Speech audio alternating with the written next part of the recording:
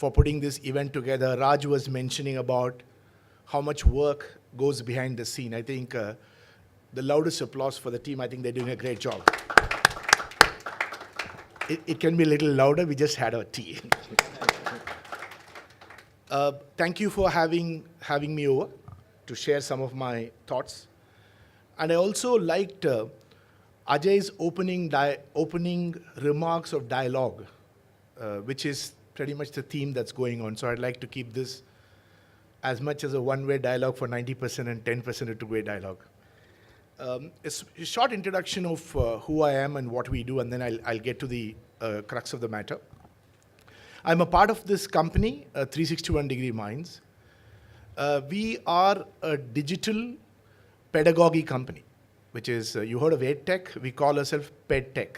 So we understand pedagogy better than most people in the world, and we have evidences for that. And we also understand digital in its truest form. So we put together a company which focuses on digital and pedagogy, and we look out for content partners all the time and make interesting programs for the world. That's what we do.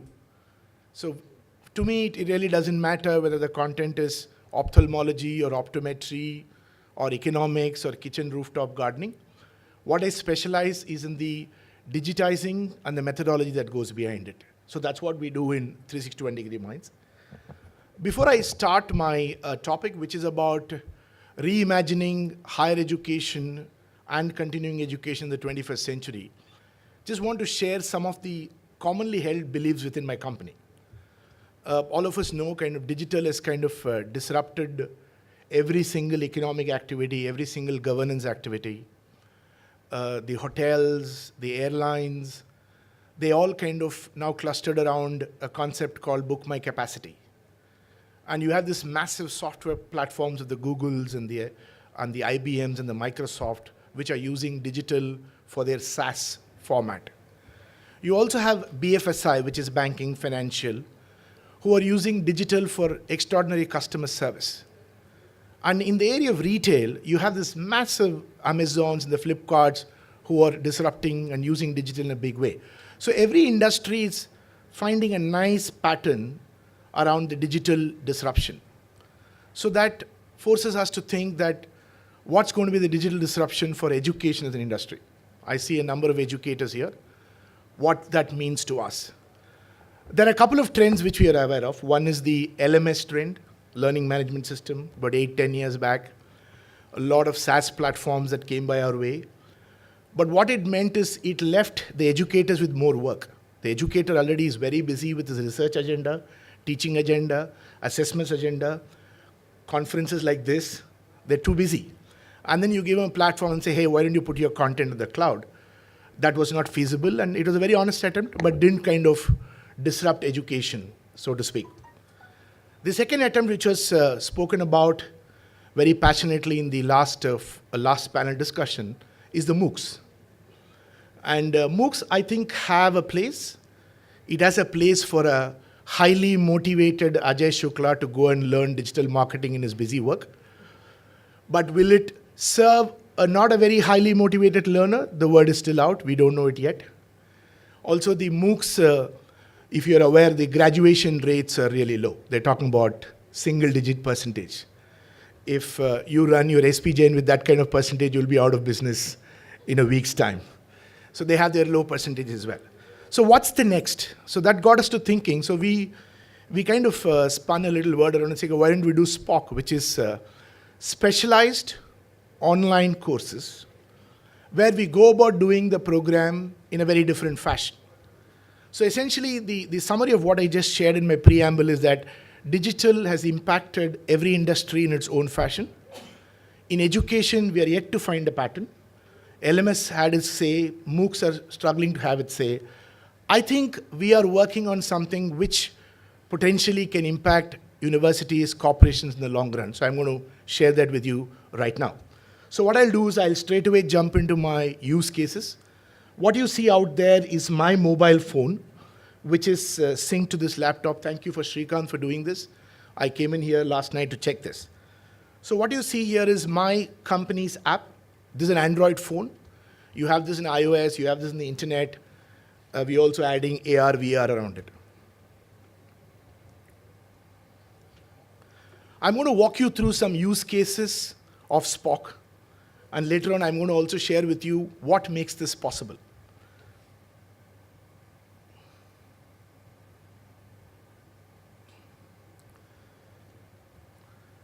So let me begin with the first use case, UC Irvine.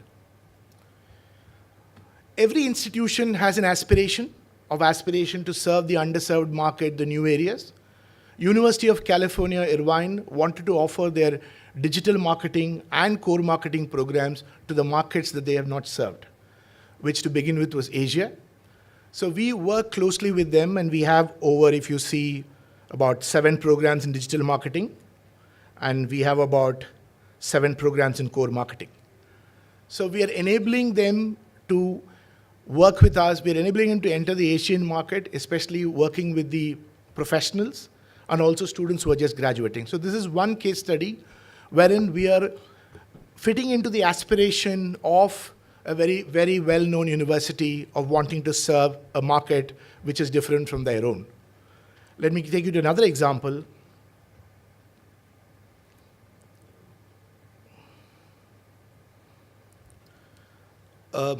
Back from your familiar territory, Professor Glynn, UK Open University, and one of the largest open universities in the world. We are working with them. They have a phenomenal material on design for engineers. And they also have that's to do with the internet speed here, so bear with me. That circle is going on there. We have put together programs in the area of design thinking for engineers, also in certificate for business and management. There, the idea was that they have put together this humongous amount of content, which was currently being used in parts of UK and Europe. Can we build a contextual layer and make it apply to a wider audience? So we enabled UC Irvine, we enabled UK Open University. As the internet is continuing to play naughty, let me also share another example. We just signed up last quarter with University of Arkansas, and they are one of the premier universities in the area of STEM.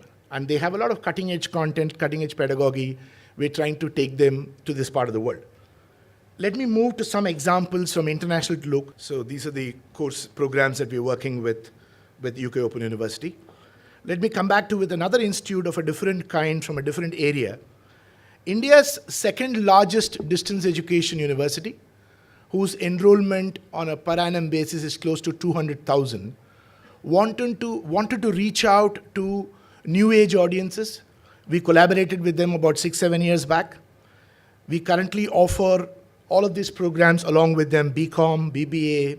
These are accredited programs. And thousands of learners have graduated from this program from our platform. This is one example of back in India. We also have another university in India which wanted to put their special content, and you would like these courses, on certificate in kitchen rooftop gardening, certificate in aromatic and medicinal crops. So here was a university which was rated among the top 3 in Asia, wanted to take their researched content to wider audience, and we were their willing collaborators to take them online. We also have other examples in the form of a very leading languages training company in India, wanting to do work with us in, that you see is in a word. We are doing French language training in India. Just like Arkansas, a couple of weeks back, we also signed up with IAFM, which is accredited internationally to take them on the platform. So what I'm trying to say here is all of these are use cases where they wanted to put their digital twin in the cloud. And they needed an enabler, they needed a partner, they needed a consultant. So when in the preamble I was mentioning about the education is searching for its digital disruption, one possible route outside of MOOC and LMS is this, where you create your digital twin on the cloud. The inspiration of this comes from the content media companies. If you look at, let's say, the Gulf News 20 years back had a print paper. 20 years later, they have a powerful print paper and a digital twin. Similarly, back home in India, if you look at the newspaper called Hindu, 20 years back they had a newspaper, now they have a digital twin. Now, I'm sure you will appreciate that both Hindu and Gulf news will continue to exist for another 20, 25 years because they operate in different contexts. You don't see Gulf news becoming irrelevant just because there is one time in the US which has gone digitally on the cloud. Because each content works in a context. The same international news of Fed's cutting interest rate would be reported very differently in Gulf news vis-a-vis Financial Express or a Time. So what I'm trying to say here is that education companies might not have one platform solution. Education universities will have a very powerful digital twin in the cloud. Each one is known for some content and known for some context, and they will continue to attract the niche. For example, SP Jain teaching business in the UAE context is very different from SP Jain maybe teaching in New York. So each one needs to aspire to get the digital twin, and we enable that. And in this, we not only enable them in digital twinning, we also enable them in market twinning. We also get them new market. So these were some examples where you saw about an university aspiring to be in the putting up a digital twin.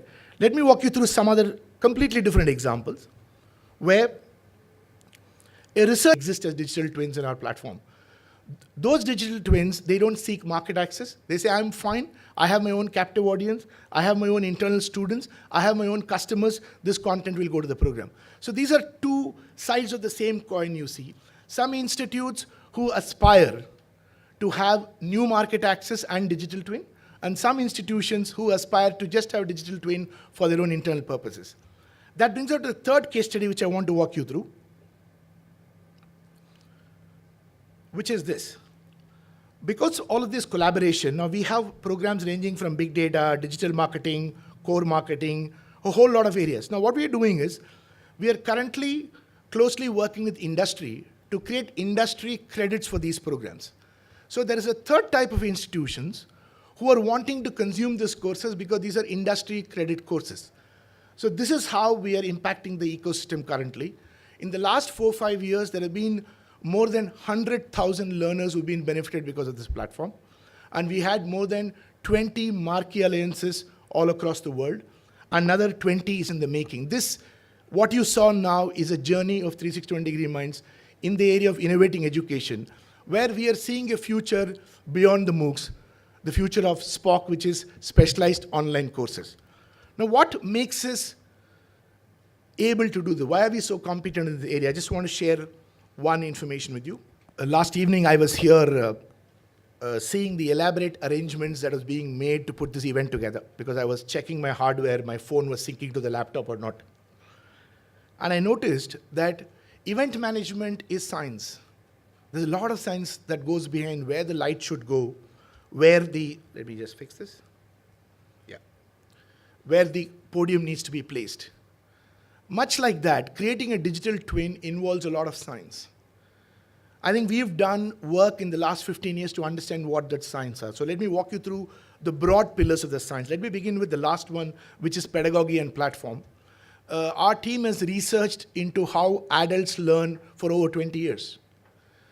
Adults learn very differently from children because adults have cognitive structures and they need highly contextualized content delivered in a particular fashion. I want to give an example here on how tricky it is to train an adult. I had this common friend of mine, this is a 15-year-old story, who was putting together a wonderful multimedia presentation on the harm that tobacco causes. He was taking, the beautiful presentation on how it enters the lungs and how it enters the liver, how it affects. So he was putting this presentation together for a large government function. So the deadline was 30 days later, and he was working at his own pace. Suddenly, the government had to advance that event by 15 days. So he had to work overnight to put that presentation together. And as the presentation was evolving into a beautiful educative piece on how much smoking causes all kinds of harm, he was busy smoking because he was stressed up. The deadline was advanced, and he was smoking and making this fabulous presentation on how cigarette kills. Now that's how tricky an adult can be. I'm giving an extreme example. Adults learn when they want to learn. All of us who've taught in classrooms would know the motivated learner is a very small percentage. Motivating the learner is a large percentage.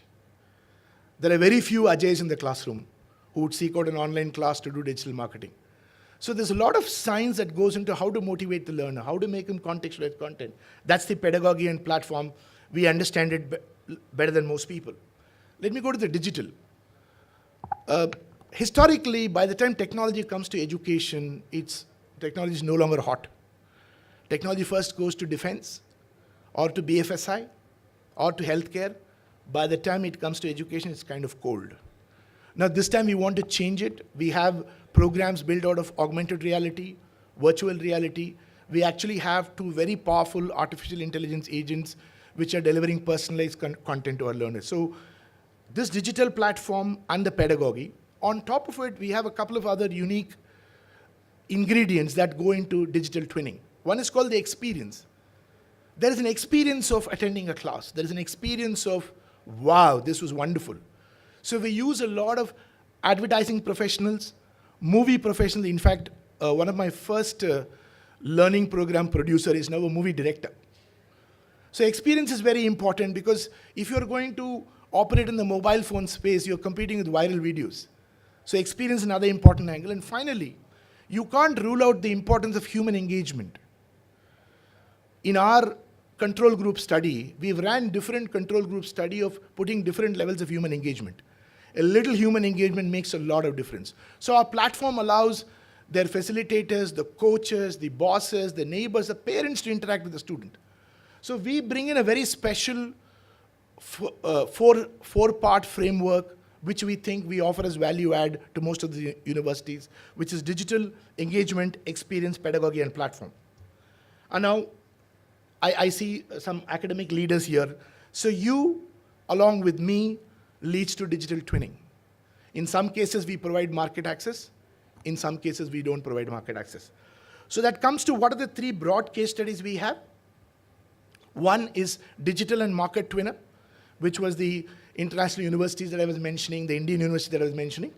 Next is just a digital twinner, where they're biting into our competency in creating programs of specialization. And finally, it's a digital provider, where all the programs in an industrial credit fashion is being delivered to university students. And I think the initial work, the results have been very, very encouraging. As I mentioned earlier, we have more than 120 programs serving more than 100,000 people all across the world. The results are encouraging, but there's a long, long way to go. We are trying to build a platform where an artificial intelligence system can guide the learner on its path. My biggest complaint with the MOOCs is that whether I do an innovation program from Dubai, or India, or Singapore, or Africa, or UK, the content is the same. But the learner is not the same. The content needs to be contextualized. And in our slide, I forgot to mention about how do we personalize the content? How do we contextualize it? How do we customize it? These are challenges ahead of us, and we have very interesting artificial intelligence prototypes which are working in this direction.